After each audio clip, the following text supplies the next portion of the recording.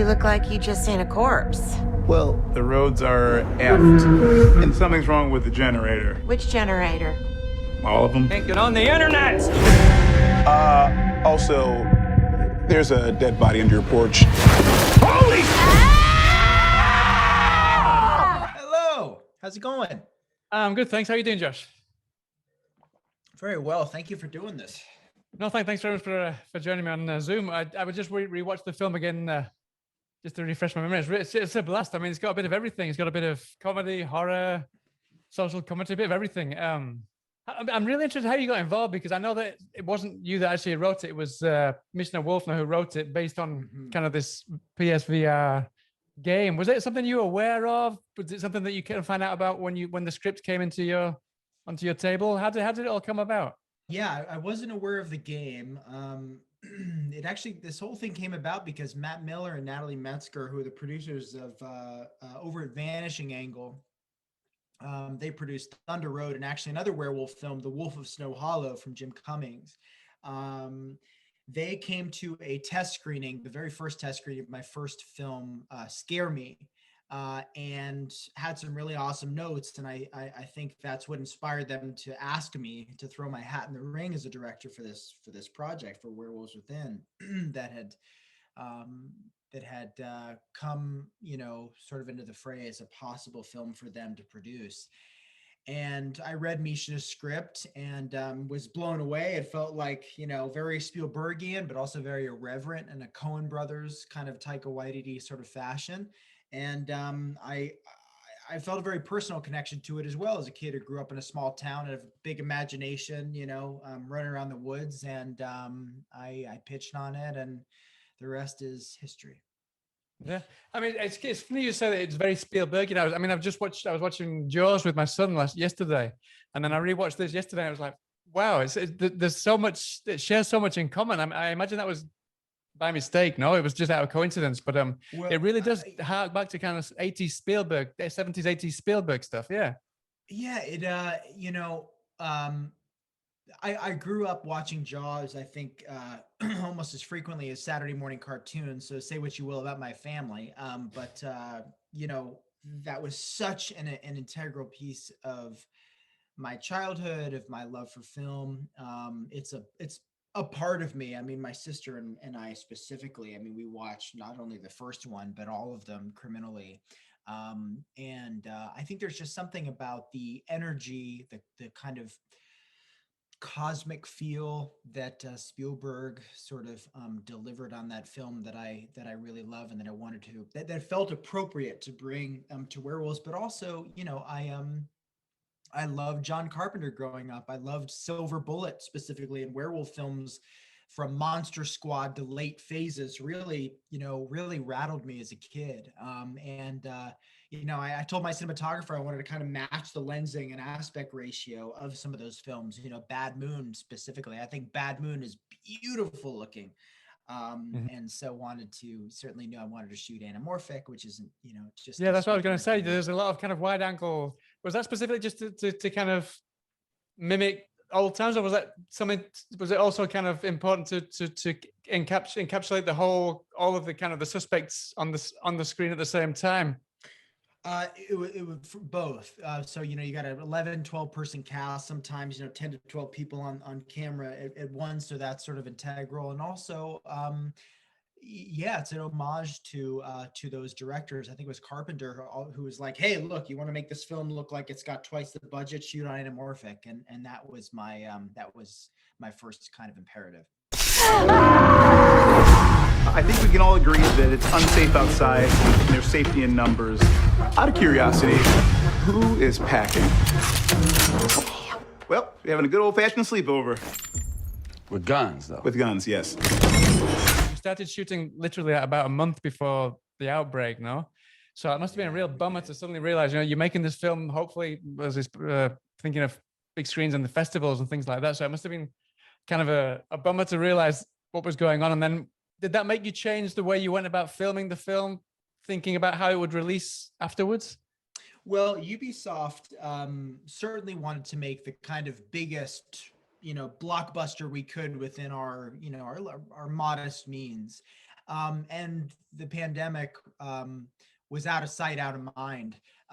It was, didn't quite exist when we were shooting, or it did, but not, not in our, not in the States. So we didn't quite imagine it would affect us the way that, it was about to affect, say, my first film, Scare Me, which, we could have taken out, sort of traveled with, but the pandemic sort of shut down those opportunities right quick.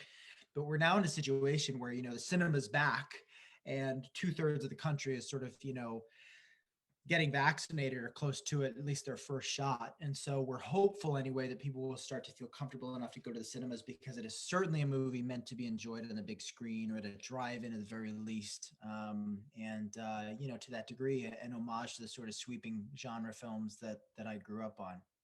I mean, something that, you mentioned that Scare Me. Something that was paramount to that film was kind of the chemistry and everything about the two main protagonists, no? And the same is the case here. I mean, for any kind of murder mystery whodunit movie, it can either fail or succeed based on not just the chemistry, but the disparity between all the different characters. That must have been I imagine you talked a lot with Minchner, but to actually bring those characters to life must have been a nightmare at first, no? Because they're so different, and it's such a crazy town that they all live in, all these different people there.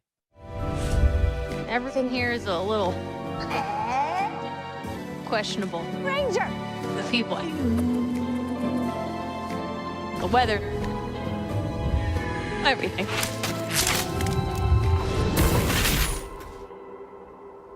Oh.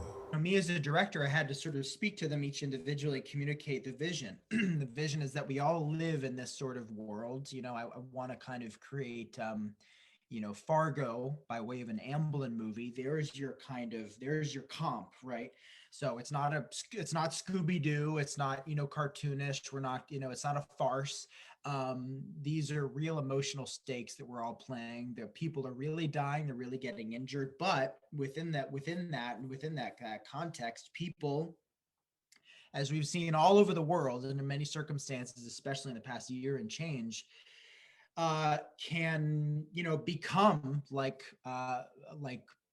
monsters in a cage that lash out when forced into a corner. And that's kind of the idea behind the film. And so everybody sort of felt that if they performed from this sort of grounded emotional place, that they had the wherewithal, they had the justification to be able to play bigger in certain circumstances, because people are forced to face each other, and toxic resentments overflow and come to a boil. And you can get pretty big in that case. And this cast really brought it. They made it great. Mm-hmm. Something else that really impressed me was the fact that, you really dial up the comedy, and it doesn't it's not detrimental in any way to the whodunit or to the mystery or the horror elements whatsoever. There's that old age debate about, can you do comedy and horror? Can you mix it together? But this just works so well. Were you ever? It must have been really complicated to get that balance just right. But it's not a balance. It's a lot more comedy than it is horror, really. But it works so well. Thank you. I find that the balancing comedy piece is like, my director's superpower, as it were. I'm an inherently funny person. I think that's something you grow up with. You have it in your bones. Like I know, typically what'll make people laugh, or how to sort of, disarm them with my humor, and the humor I've been arming with, myself with. From like bullies since I was a kid in elementary school.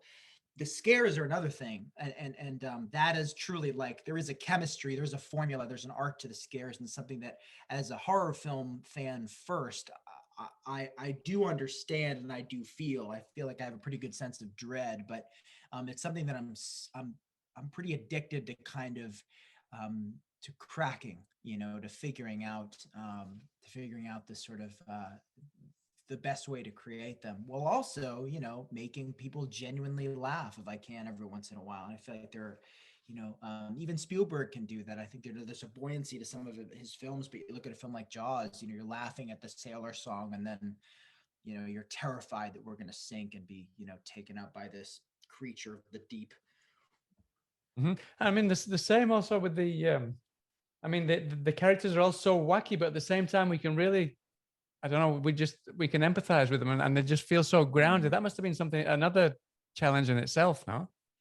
Well, they're great actors, right? And again, it's part of communicating to them, hey, you're taking this a little too far, or pull back a little bit here. And I did have actors. I give everybody the freedom to go, let me just see what you do, how big your character would react here, and if I need to push them further, if it calls for that, if the emotional stakes call for it, or if it's a little too cartoony or a little too big, or I'm there's a phrase I use I used to use in improv, or my old improv teacher used to use, which is don't get caught trying to be funny. So if I'm feeling like my actors are pushing too much, or I'm catching them trying, then you pull them back. You say, just a little bit less. I'm catching you trying to be funny, and that's my barometer. Everything about this predator is unorthodox. It's not human. It's not canine. It's one of them. One of what? A lycanthrope. A what? A werewolf. In terms of the kind of the mystery, the enigma of the movie, did everybody know who was an antagonist or a protagonist before they went into the film, or did you try and kind of add a few tricks in there, mix a few tricks in there, similar to the kind of the PlayStation game, to try and get them to figure things out a little bit, just to kind of help move things along a bit?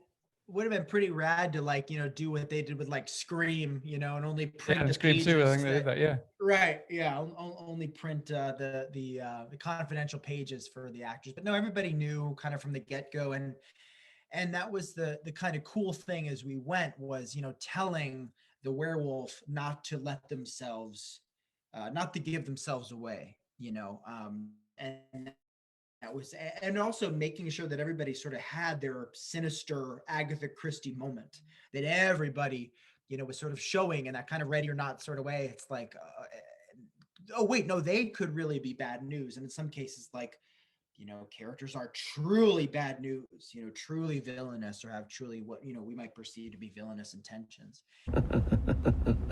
Maybe I'm a werewolf. Maybe you're a werewolf. Maybe you're a werewolf. You're a werewolf. You're a werewolf. You're a werewolf. Maybe we're all werewolves. I'd love to know if you got the chance to reverse things and create a horror movie in a virtual reality world, which would you choose and for what reason? Oh, wow. You mean if I could adapt a movie? You could do it the other way around. Yeah. Oh man. I mean, I probably, I don't know if it were maybe murder mystery, but I love this. I love the Friday the 13th game on Switch where you can run from Jason or you can be Jason. I wonder if there's a thing where we could do with, maybe not a direct cop with Carpenter with Halloween, but if there's something that, you could don the VR set and you could be in, a Carpenter-like world, maybe even like The Fog or something, or even, Halloween 3, where it's like you're in a small town, but there's this sort of impending cosmic dreadful thing that's about to happen, and you've kind of got to prevent it. And I think it would be cool. I mean, The Thing would be great. There you go. The Thing was like, that might be the kind of true companion piece. Brilliant. And just to finish off then, obviously, this obviously it's kind of like its own encapsulated movie, but I could see the idea of kind of this murder mystery. I mean, look what's happened to Knives Out. Now Netflix has just paid billions of dollars for a sequel. If they offered you the chance to carry this on, would you take it up? The story would have to be right, of course. I do have sort of a scenario for what I would love to see. And I think it would be quite interesting how we kind of got to this point and how our werewolf got there. I think would be a really great story. So yeah, if that were something that Ubisoft and Misha wanted to hash out, I think that could be really, really fun. But otherwise, I mean, I'm excited to stay in the genre and to see how far I can push the scares and push the humor and calibrate that to make it effective without getting caught trying to be funny or getting caught even trying to scare you, but doing it quite genuinely. I think that would be my legacy.